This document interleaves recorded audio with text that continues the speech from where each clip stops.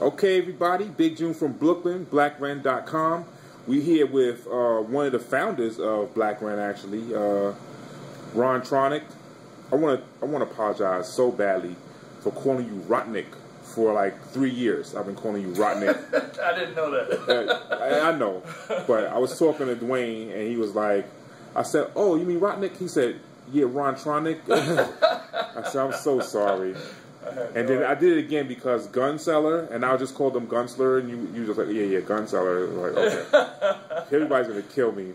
I'm bad with names, though. But this is definitely Rontronik. You want to give me your government, or you just... Ron Crowdy. All right. Yeah, I mean, it's no secret. All right. Now, let's just first jump into the fact that you actually, you were actually instrumental in doing a lot of the graphics for Blacren.com. Yeah, well, Seti and I have known each other for, I don't know, since like 99, 2000.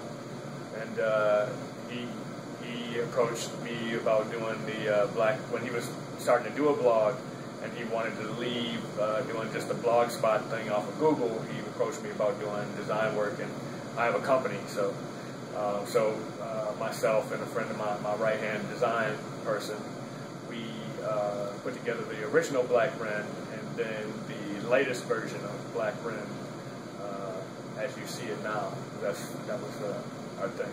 Which we love, by the way. Which we love. I love the format on it. Yeah. Well, it's a template, but we modified it to Blacren specifications. Now you say you have a company doing graphics. Yeah, Smart Bomb Creative Studio. Been in business since 99, 2000. Wait. That was when you came to New York. I got here in 94. 94. So you're from Flint, Michigan. All right. Yeah, holding it down for Flint Town. All right. But yeah, previous to that, I had a company called 52mm with a couple other people, and splintered. We basically splintered off and started Smart Bomb with a friend of mine, and continued on and done a lot of work. Did a lot of work in the music industry and moved on to business. Of course, like back then, it was more print-related stuff, and now it's probably 90% internet and video. So who'd you work for? Drop some names. We love when you drop names. Who'd you work for? I would say I claim the fame as Ghostface Killer, Iron Man album package, Company Flow, Fun Crusher Plush album package, and LP's latest one, Cancer for Cure. And then I just finished working with Usher doing the Looking for Myself album package and singles. So wait, so you did the graphics on all their album covers? Yeah, well, art direction and creative direction. So, I'm either overseeing it or involved in some way. So I've put everything together, and what you see is the final version of myself and a group of people that came together to create whatever needs to be created. So you're saying you're the boss man? In a sense, yeah. HNIC? You HNIC up here? Yeah. Okay. All right. See, I heard that. He was in charge. Yeah, so it's like, you interface, it's an interface type of thing. You come up with the idea, and you have a vision, you work with the artist, and you say, like, hey, this is what we think we're going to do. Artist puts in their pros and cons, and you give them a couple of different directions for where you want to go. They say yes or no. And if they say yes, then you solidify those things based on all the stuff provided. So okay. If it's you have a photographer, photo shoots, illustrators, and then we put together all that stuff into a design package, which would be the cover art, all the text that goes in, like thank yous and credits for the album, and then everything else, like all that stuff has to be built and then put together to be formatted so that it comes out for the people to consume. Do you do indie projects? Oh yeah, well LP is indie. So, okay, that's right. And Cancer, that was the last one, and actually worked with a lot of smaller groups, and then people from my hometown. I actually did MC Breed's first cover that never went to print. It was actually done, and then they only used the back cover because the label changed the front cover at the last one. So. All right, so you said you had a Smart Bomb. Smart Bomb Creative Studio. That's currently what the company's going. That's for the graphics. That's for graphics. But you're a premier DJ for Blacren.com, so How did you get into DJing? I had a label. It was it's actually all kind of one piece. Smart Bomb was actually a graphics part that came out of 52mm, which was my original company.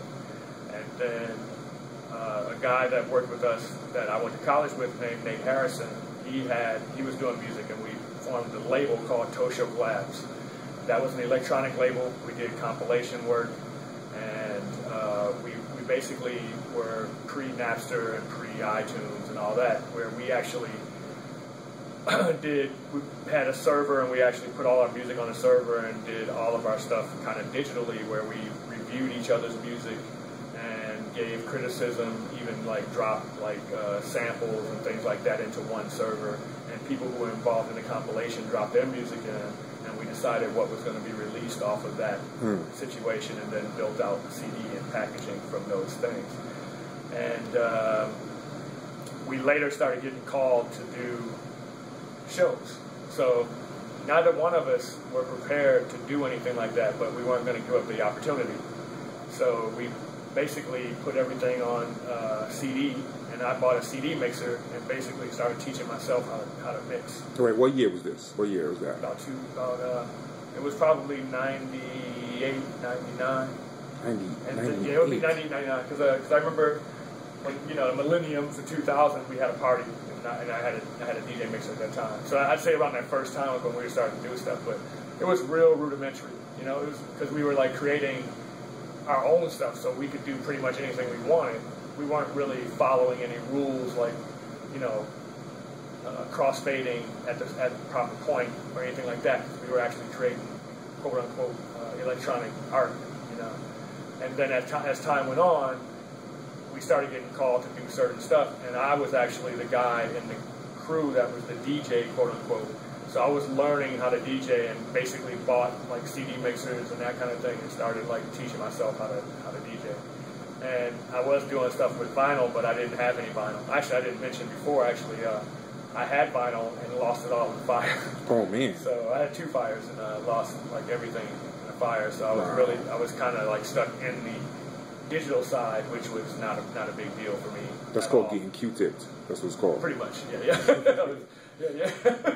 So I was like really learning how to DJ. I would carry this big, giant Newmark CD mixer all over the place, and that's when I would do my performances. And it would be like a combination of our own music along with stuff that was favorites, from either our favorites or what we thought was good for the night.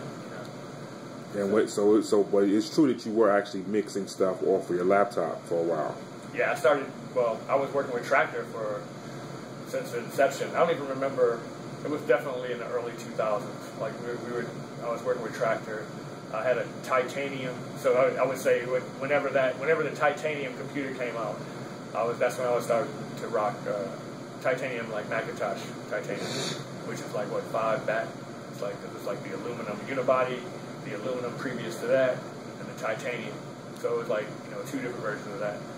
And so I was using Tractor then, and I basically was running 2 decks off of a tractor on the computer, and running them into 2 channels on any mixer.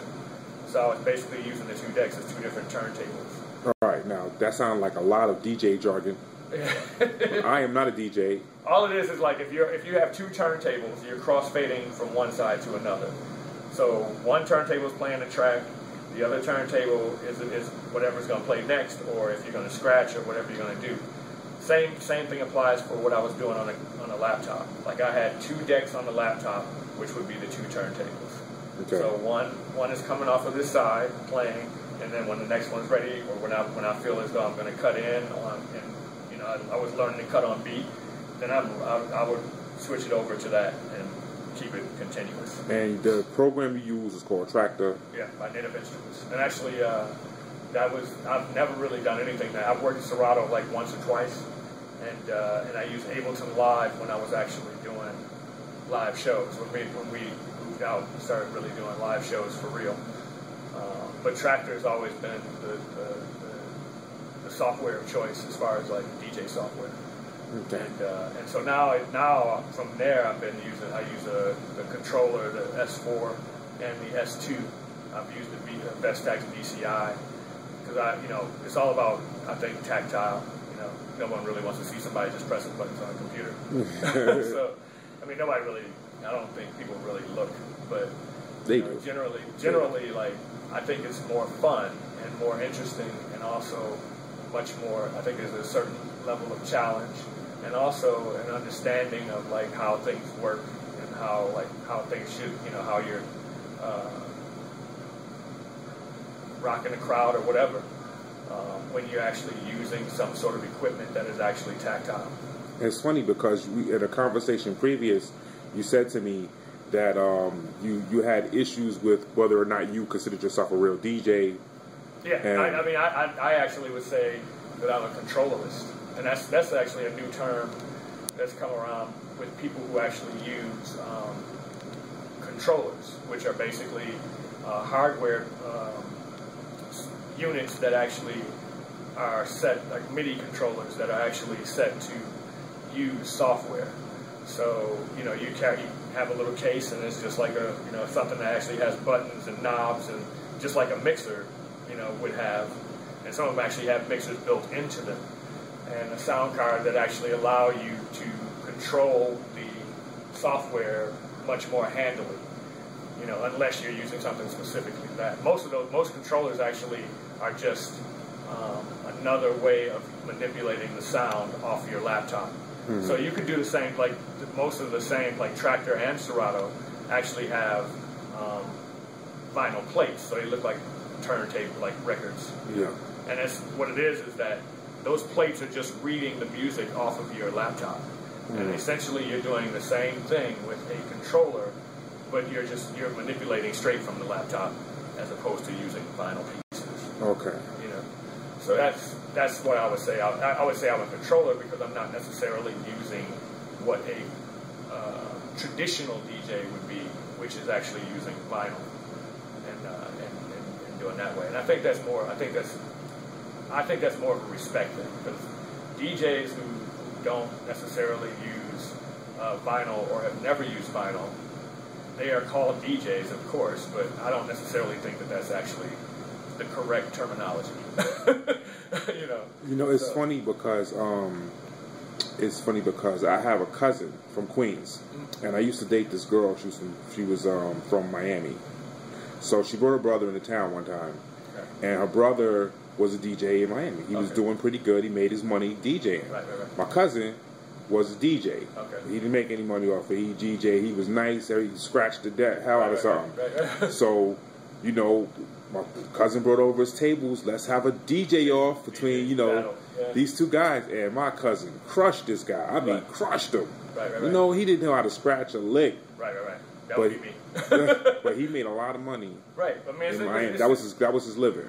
Well, I mean, on that note, just as a sidebar, I've seen from the time that I've, just doing what I do as a graphic designer and just being out at parties. Like, I've seen from the iPod DJ to the vinyl DJ. And I've seen, depending on the night, an iPod DJ can rock the crowd. But the thing about it is, what is this, like, what is the nature of this situation? And how does that actually affect the rest of the people who are actually, like your cousin, making money?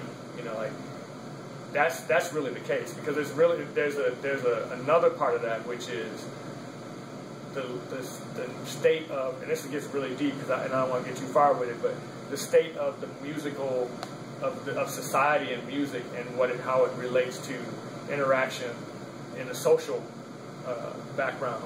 Because like even to this day, like where I DJ now, people come up and request, and they want to hear what's on the radio.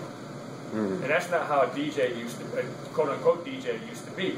You actually went to listen to a DJ because you wanted to hear the new stuff, what's coming out, or what the new hot thing is. And now, and this could be due to social media, it could be due to a lot of different things. People don't necessarily want to do that anymore. They want to hear what they heard when they woke up to their alarm. And that, I think it's awful. Number one, because it's like you know, it's like you're closing your mind to new things and creativity, you know, and it's really, I don't know, I feel like in the long run, it's going to hurt our society. But the real thing about it is, really, you really want to hear the same song you heard 3 times on the radio before you got to work, after work? Because I don't think that's kind of irrelevant to me. Like, it's really, why don't you go enjoy the night with your friends, and hear the background music, and something may catch your ear, and you know, you may hear something that you heard before, and so on and so forth. Whether it's like a vintage track or something that's going like, oh man, somebody's telling me about this song, I want to hear it, and so, you know, and that kind of thing. And the biggest thing is, you're also interrupting someone who's there as a profession. So if I come to your job and interrupt you doing your job, you know, like there's a certain level of rude and ignorance, and there would be a big argument even with managers of bars who say like some managers will say like you should accept requests. Some managers will say no requests. Like APT had signs on there. No requests. The thing that said no requests allowed. And I thought that was amazing because like it's you know, it really establishes a precedent for the crowd, like because it's generally 1 or 2 people who just want to hear some pop song that they just can't get out of their mind, and that's like, it's fine, but it's not the right. I'm not your personal radio show. So if I was to actually take every request like that, I'm no longer doing my job. Yeah. I'm now just looking to play. I'm just basically everyone's personal jukebox. Yeah, for that, they could just get an iPod and everybody picks a song, and then your song will come up. Yeah, exactly. Of course, there are exceptions to the rule, but I'm just saying like that's not, you know, you can't do that. The worst thing, and I'm sorry to sidetrack, but the worst thing that ever happened, and this happened just recently. Some girl came up and said, "Hey, do you have this song?" And we were like, you know, that's actually a good song, but I don't have it. And then neither did the partner I was DJing with had. So she says, "Well, can't you play it off my BlackBerry?" And we were like, "No." Like, what do you think this is? Just because, and this goes back to digital and analog and all that. Just because I'm using a laptop doesn't mean I can just plug in any piece of equipment and play music off of it. You know? All right, no, wait. Because I'm thinking to myself, she could have gave you the song through her BlackBerry, and then you uploaded it. No, you can't. The thing, well, I mean, I don't know if anybody can do it, but personally, number one, I'm not going to do it. Technically, you would literally have to shut down the software. Like, so if you're playing music, you would have to shut down and then import her song and then start back up again. Okay. So it's not, you know, I mean, there's ways around it, but then you're dealing with, like, do I have the cable? I mean, it's just, you know, it's like, it's just ridiculous. It was like, OD. Yeah, it's like, come on. You're killing me coming in with your phone asking me to play something off your phone.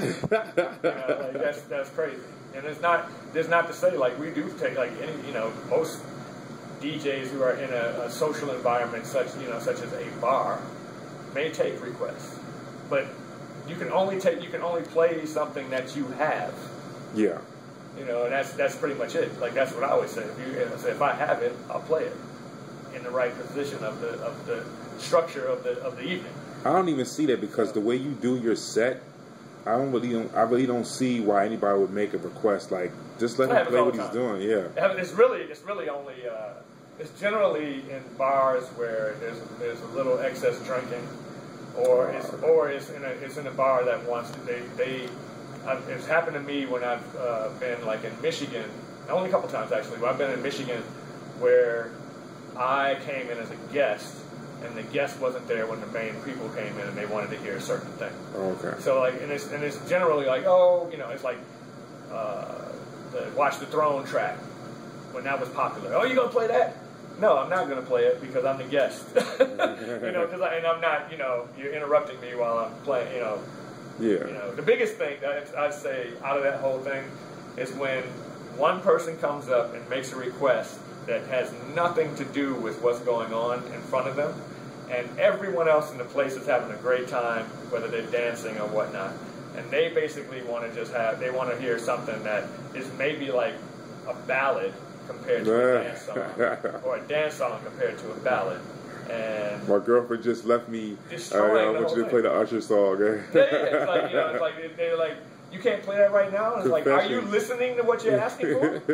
Like you're asking me to stop the party so you can hear your song. It's like techno going on. He wants to hear Confession. Yeah, right? It's like come on, like you can't, like, there's no way that that's gonna happen.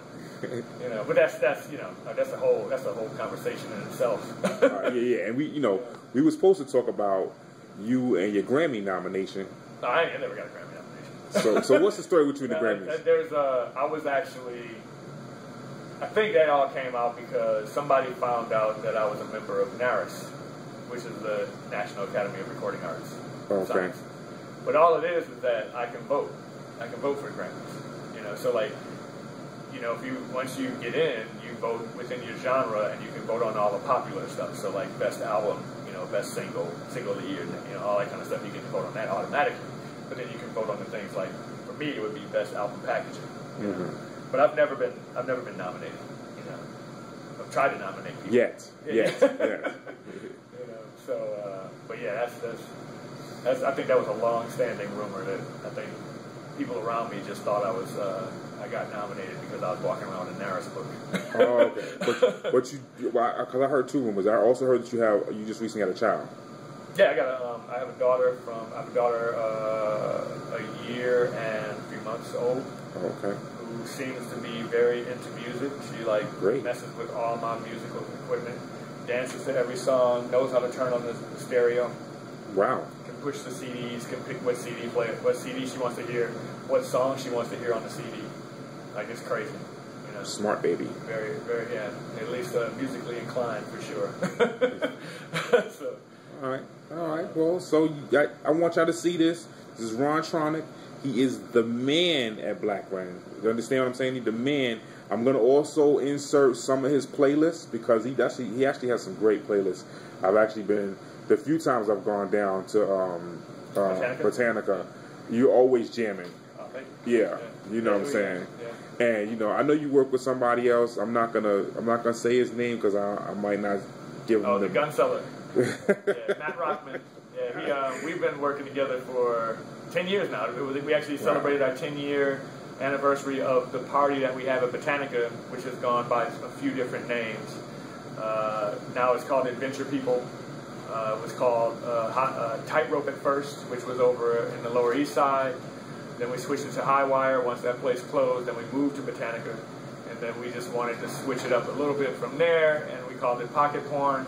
And now we were getting a little too sexy for people, so we decided to call it Adventure People, which is a lot more of a generic yet straightforward name, and I think we'll probably stick with that for a long time. Even though I like Pocket Porn. Pocket Porn was good, and I was taking some projects, like some DJ event projects, and people were like, what is this Pocket Porn? Oh my God. You know, like... You know, it was a good conversation, but sometimes it was like, I don't even know how to explain this. Yeah. So wait. So you guys, you still perform that show every Thursday night, 9 o'clock until close. It's been going on for quite a long time. It's this Thursday coming up, and actually just last Thursday, we had H. Prism, a.k.a. High Priest, from Anti-Pop Consortium. Okay. He did a live set of his own original beats, and actually the recording is going to be up sometime next week because we recorded it. We recorded the whole set, so we'll probably have the whole set up in pieces, like DJ sets, like one part of his DJ set, one part of mine. But specifically, his live performance of his own tracks will be up relatively soon, within the next week. So if I'm watching this from the UK or whatever, and I decide to come to New York, how do I get to Botanica? Housed in between Mulberry and Mott. It's the only place open. Okay. Is there no charge? It's actually is there a building number? 47 East Houston. Okay. And it's actually the old knitting factory. It was the knitting factory before it moved downtown and then moved to Dumbo. But actually the place has been known for the best cheap drinks in the city for about 5 years. The best cheap drinks is best cheap drinks. They have the best is that happy from hour. Zagat? That's from Time Out New York, actually. Oh, okay. Yeah, Time Out was talking about them. We actually have been written up a few times for fun, like what is it? Cheap things to do. Oh, something like that. cool. So, you know, if you don't have much money, you can probably go in there and get you a few beverages. Get your buzz on. Enjoy yourself to the musical stylings of Rontronik and the Gun Seller. So, yeah, it's a good time. Every Thursday, 9 p.m. There you have it. This is Big June from Brooklyn. Rontronik, Blacren.com. Peace.